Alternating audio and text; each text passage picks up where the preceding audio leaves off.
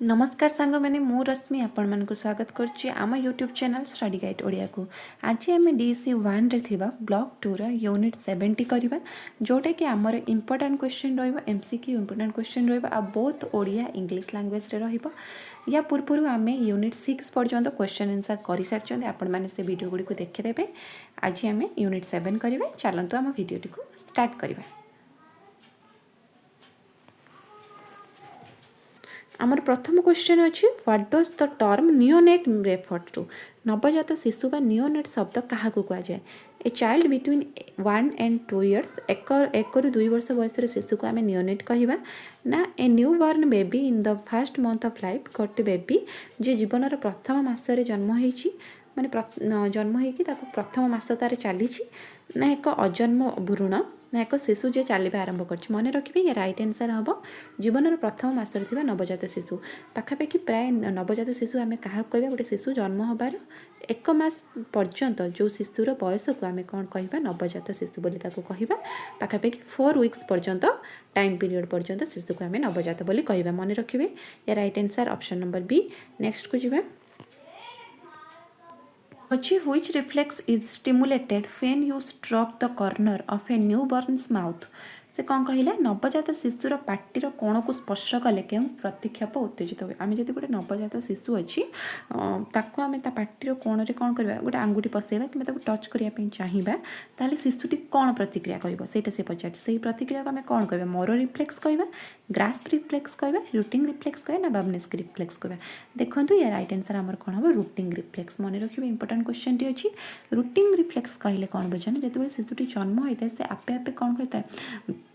माने गोटे कौन गोटे जिनस को से चुचिमेवा स्टार्ट करे तो से जो जिनसटा को आम कौन कह रूटिंग रिफ्लेक्स कहुए जहाँद्वारा से कौन करे माँ ठू क्षीर आराम से सहजरे से खाईपे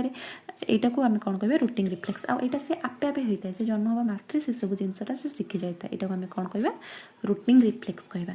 आ गोटे अच्छी आमर मोरो रिफ्लेक्स कौन आप शुणु मोरो रिफ्लेक्स है पिलाटी हठात कौन माने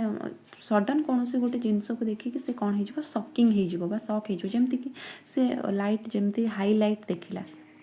माने अधिक ब्राइट पर अधिक उज्जवल आलोक देखला तेणु से पिलाटी कौन कर प्रतिक्रिया प्रकाश करेंगे से डरीज कि कांदब कि कौन कर हाथ गोड़ हल्लेब हाथ को हाथ बंकेब यू सब जिनसटा है तार कौन मोर रिफ्लेक्स सेमती अधिक जोर से साउंड शुणिले भी पिलाटी डरीज गोटे एक्सप्रेशन दब तो से यहीटा को कौन कहते मोर रिफ्लेक्स से हाथ गोड़ पिटब यू सब जिनस है तार मोर रिफ्लेक्स मन रखिए। नेक्स्ट को जी नेक्स्ट क्वेश्चन नंबर 3 अच्छी what is the thick yellowish fluid secreted by the mother for first after 2-3 days after birth. से कौन कही जन्मर प्रथम 2-3 दिन पर्यंत माँ ठार निर्गत होता हलदिया रंगर पदार्थ को कौन कह कोलेस्ट्रम कह फर्मूला कह ग्लूकोज मन रखिए राइट आंसर है कोलेस्ट्रम। आ इंपोर्टेंट क्वेश्चन अच्छी प्रथम जो माँ क्षीर निर्गत होता है हलदिया रंगर होता है तो से आम कौन कह कोलेस्ट्रम कह।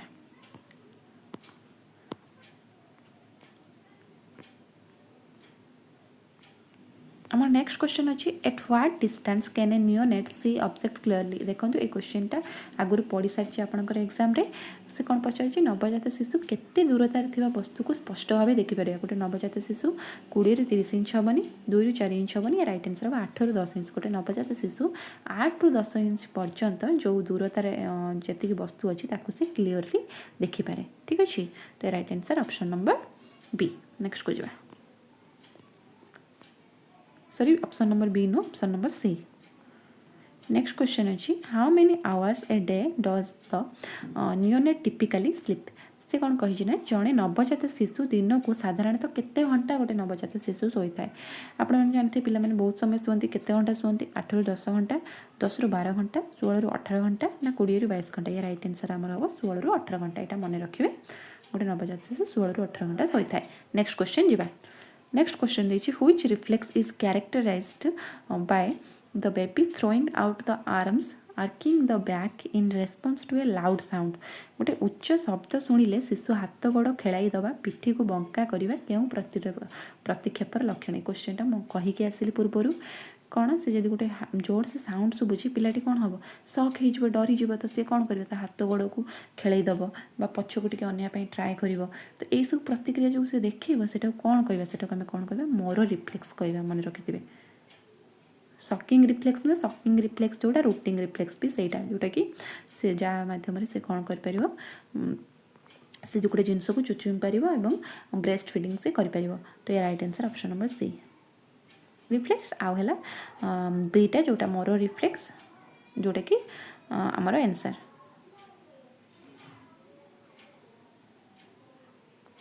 एक वर्ष बयस बेलू शिशुर ओजन जन्म समय ओजन तुलन केते शिशुर जन्म हुए जिते ता ओजन ठारू एक वर्ष बेलू तार ओजन केते वृद्धि पाई थाए 2 टाइम्स 3 टाइम्स ना 4 टाइम्स ना सामान रुए कहतु या राइट आंसर कौन हम या राइट आंसर आमर हम 3 गुण गोटे जन्म बेलू प्राय एवरेज गोटे जन्म बेलू शिशुर वेट केते थाए 7.5 थाए आउ जिते से तार एक वर्ष हो जाए तो से बेलू तार कौन हो जाए से 3 गुण वृद्धि हो जाए ये right answer option number B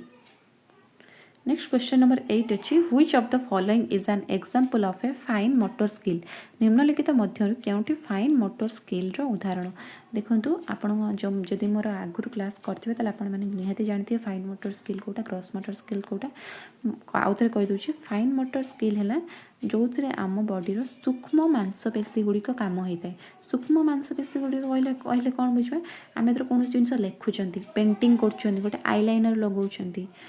बटमटे लगाउछंती ये सब कौन है आम हाथर काम होची सहित आम आखिर देखुं आम आई हैंड कोऑर्डिनेशन रोची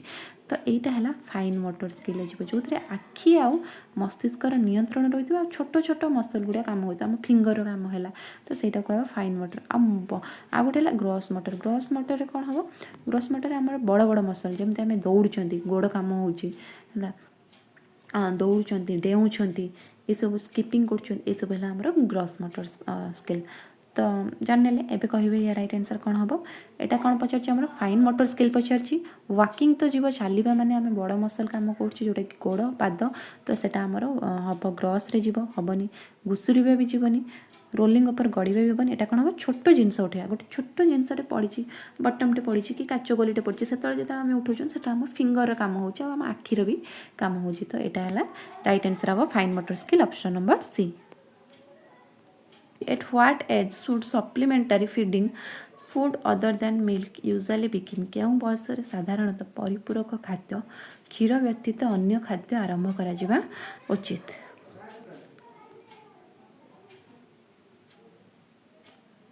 मसे बेलू को ना 2 मास बेलू को 4 मास बेलू को ना 12 मास बेलू को मन रखिए राइट आंसर है 4 मंथ बेलू को आम मार क्षीर सहित आम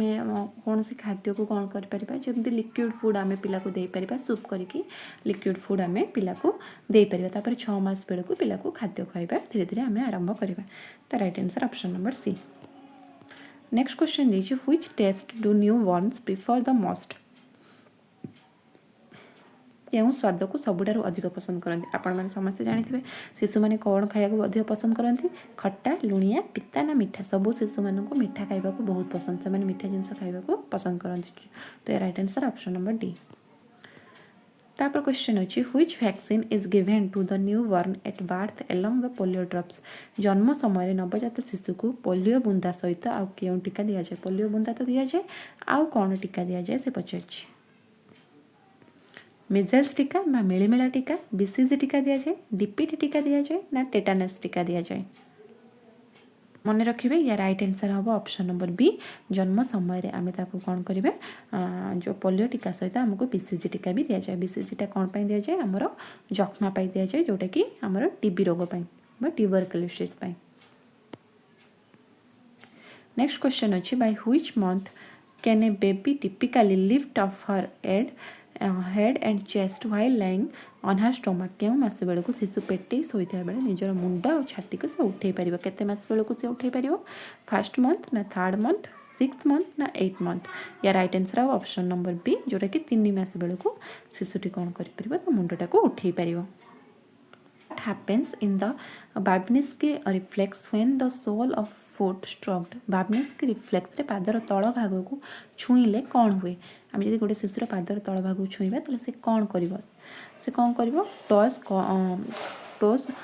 कर्ल इन इमिडिएटली आंगुठी गुड़िक संगे संगे भितर को बंका हो आंगुठी गुड़िक प्रसारित होपर बंका हे ना गोड़ गईठा मार ना पाद पछक घुंची मन रखिए या रईट आंसर हम आंगुठी गुड़ यहाँ कहुए बापनेस्की रिफ्लेक्स जो शिशुर आम पादर को जब छुईबा पादर तल भाग से कौन कर आंगुठी गुड़ फास्ट प्रसारित हम खोल से आंगुठी गुड़ को बंका कर तो या right answer option number B मन रखिए रिफ्लेक्स 14 पचार शिशु मानकर तरल झाड़ा जो होता जल शून्यता घरोई उपचार आम कौन कर केवल फल रस दबा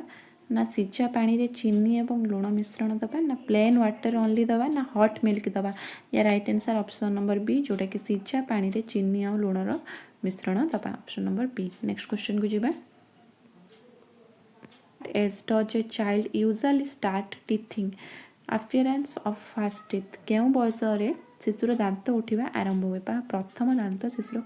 केउ बयस देखा जाए 1 ରୁ 2 मास 3 ରୁ 4 मास 8 ରୁ 12 मास ना 15 ରୁ 18 मास तो या राइट आंसर हम 15 नंबर ऑप्शन नंबर आमर सी जोटा कि 8 ରୁ 12 मास बेलू तार प्रथम दांत उठी थाए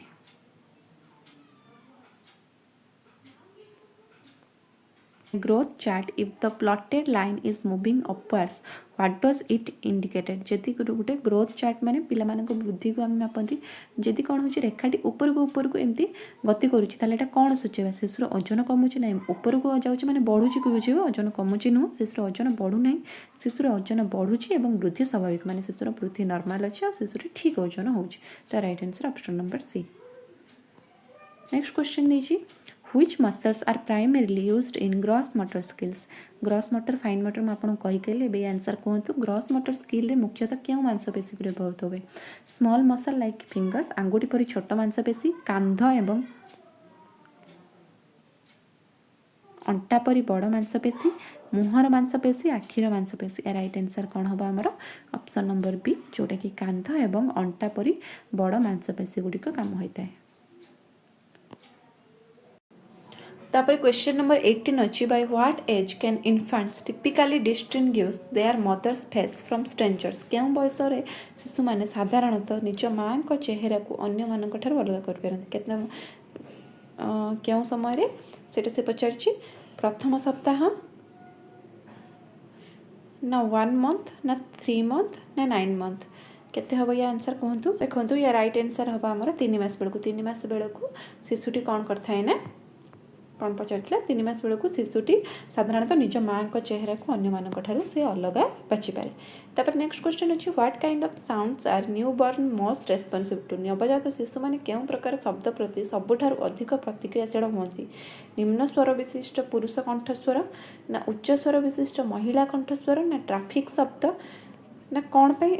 कौ स्वर प्रति से अधिक प्रतिक्रियाशील होती जमी मन रखिए शिशुटी तार मदर भॉइस को सबुठ आगुरी चिन्ह थाए तो मदर भॉइस जो थी तो या राइट आंसर हम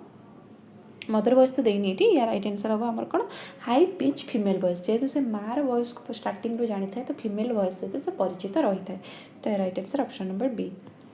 नेक्स्ट क्वेश्चन नंबर 20 आपण मानक पई अछि आंसर आपण माने कमेंट माध्यम रे जणिबे क्वेश्चन अछि what is the main purpose of growth monitoring in infant शिशु मानकर वृद्धि निरीक्षणर मुख्य उद्देश्य कौन शिशु मानकर आमे ग्रोथ को मॉनिटर काहे की करबा से मानक बुद्धि परीक्षा पई वृद्धि रे विफलता स्वास्थ्य चिन्हट पई ना दांत संख्या गणिया पई ना से मानकर सोइबा धारा जांच करिया पई राइट आंसर कौन